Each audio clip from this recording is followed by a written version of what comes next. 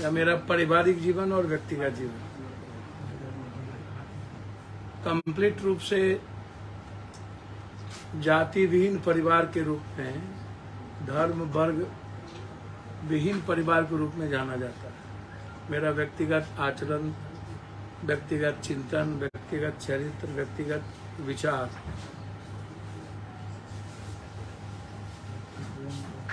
सिर्फ व्यक्ति के आर्थिक आजादी, व्यक्ति के विचारों की अभिव्यक्ति की स्वतंत्रता, हर जाति वर्ग के जीने के तरीके के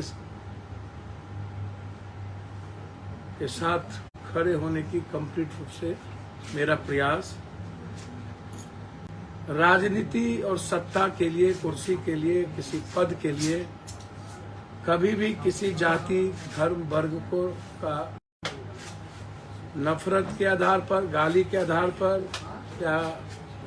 अहंकार या किसी भी तरह की घृणा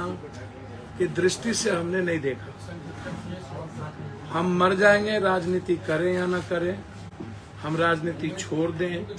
या राजनीति मेरे हिस्से की चीज ना रहे, मैं कभी भी राजनीति करने के लिए और व्यक्तिगत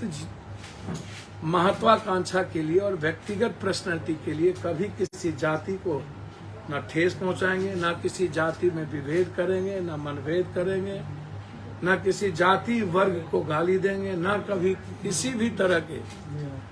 जीने के स्वतंत्रता पर कभी हम विरोध करें। हमारे नजर में 140 करोड़ लोग, हम एक फैमिली हैं।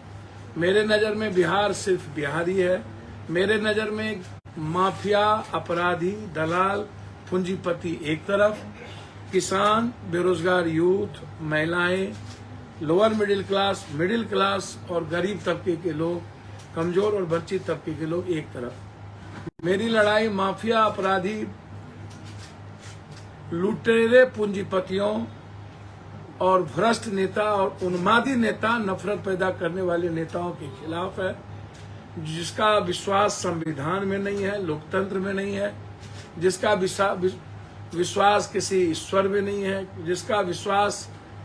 सिर्फ एन केन प्रकार इंसानियत का कत्ल करके, खत्म करके,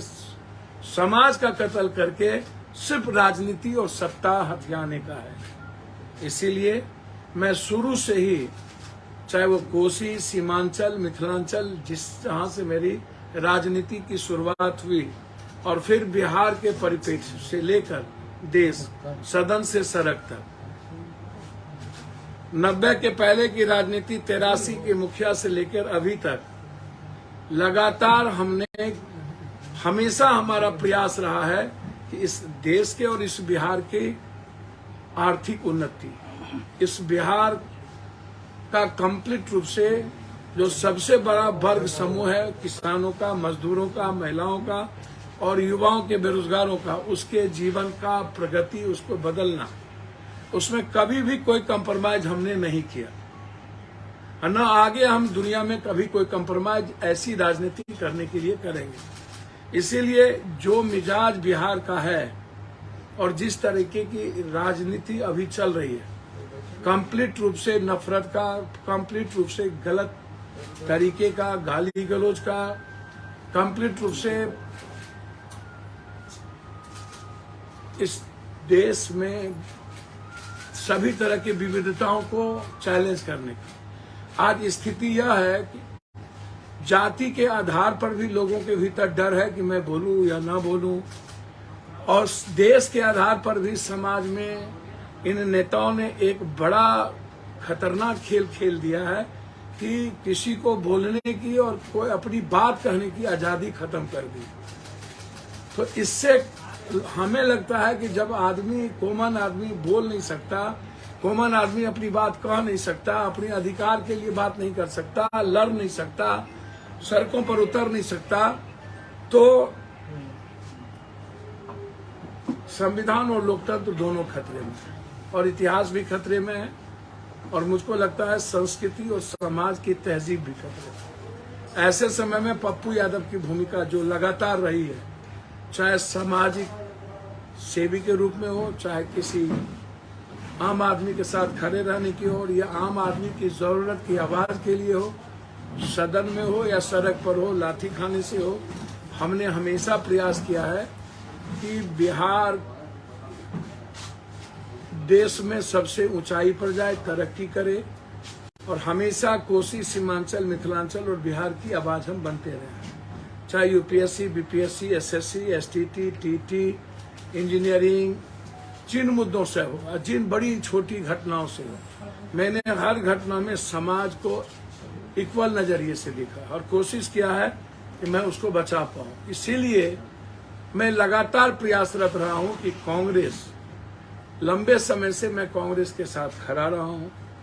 लंबे समय से मैं लगातार प्रयास करता रहा हूं कि जो वसुधैव कुटुंबकम और सार्वभौमिकता का और सार्वभौमिक संभाव का जो एक बेमिसाल भारत है, उसकी रक्षा हो। और हम सिर्फ विकास और आम आदमी और युवाओं के रोजगार और इकोनॉमी की बात करें कि 40,000, 60,000, 70,000 रुपया महीने का इनकम एक व्यक्ति को कैसे हो, और व्यक्ति पर कोई भी तरह की आर्थिक बोझ ना पड़े,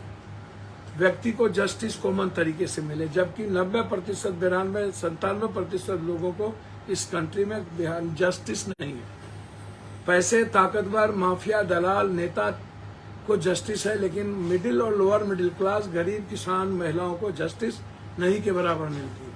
तो हमारी लड़ाई वहाँ है, और मैं इस तरह की लड़ाई को मैं हमेशा लड़ता रहा, चाहे वो बाढ़ हो, कोरोना हो, छोटी घटना हो, बड़ी घटना हो, भूज हो, उत्तराखंड हो, आवाज हो, संघर्ष हो, और इस सवाल पर मैंने कोई कंप्रोमाइज नहीं किया है। इसीलिए हमेशा कांग्रेस के सड़क से सदन के साथ में खड़ा रहा। हमेशा जो कोसी सीमांचल की जनता हमेशा चाहिए कि पप्पू यादव जो हमारे हैं, हमारे बेटे की तरह हैं, मिथिलांचल के लोग हमारे पुत्र की तरह, भाई की तरह है, जो हमारे लिए जीते हैं। और मैं हमेशा प्रयास करता हूं सबके घर और आंगन तक मैं जाऊं, और हमेशा हर घर के आंगन का को मैंने जल चढ़ाया, चाहे तुलसी सूख जाए चाहे तुलसी जिंदा रहे।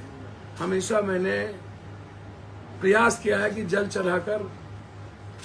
बिहार की संस्कृति को जिंदा रखूं, और कभी भी न्याय में किसी को कमी ना हो। आर्थिक रूप से हर घर की मदद करने का प्रयास किया हूं। कोई ऐसा पीड़ित घर नहीं है जहां आर्थिक मदद नहीं किया, लेकिन इसके बावजूद भी एक पहल है हिंदी पट्टी इलाके में। देश के नेता अलग अलग, आज महागठबंधन की और एनडीए की बहुत बड़ी बैठक हो रही है। चलिए, एनडीए का तो मैंने पहले ही कहा कि एक व्यक्ति है जो अपनी बदौलत अब राजनीति नहीं करना चाहती है। वो पवार हो, अजीत पवार हो, कहीं पर पटेल हो, कहीं मणिपुर हो, कहीं कोई हो, कहीं थूक छटा हुआ व्यक्ति जिसको पार्टी को तोड़ दिया,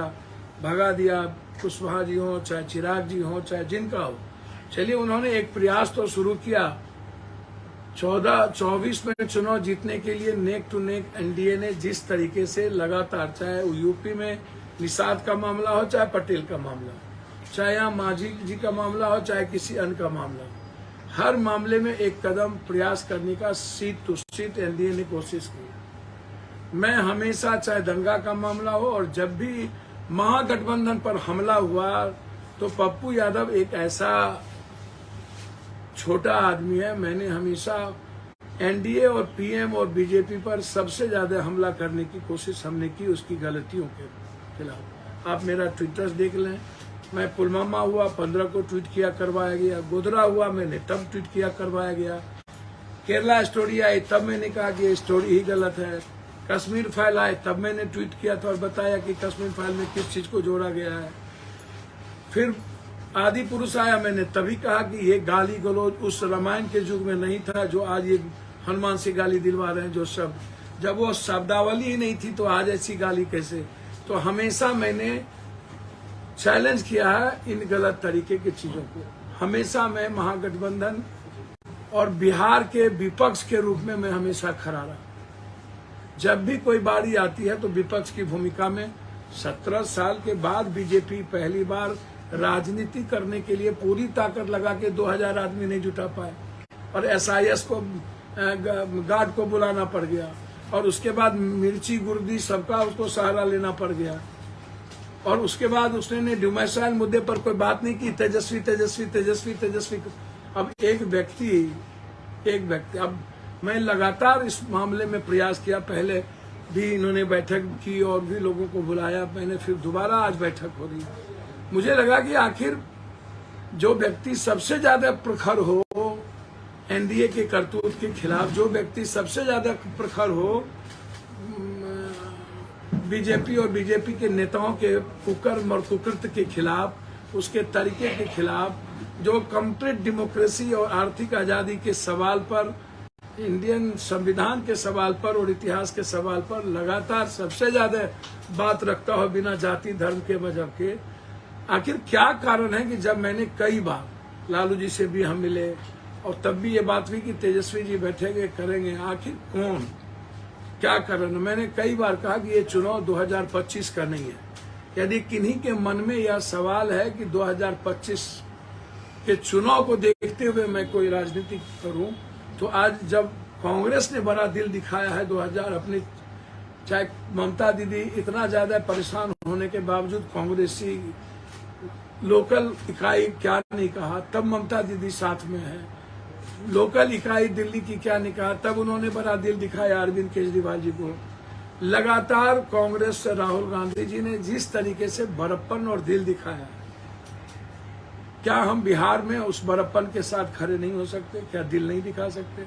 जबकि मैंने कई बार नीतीश जी को अपना प्रयास किया कि मैं, हमारे नेता भी प्रयास किए, हमारे लोग भी प्रयास किए कि हम लोग चाहते हैं कि आपको जो अच्छा लगे, जिस रूप में अच्छा लगे, हम लोग चाहते हैं महागठबंधन का हिस्सा हो।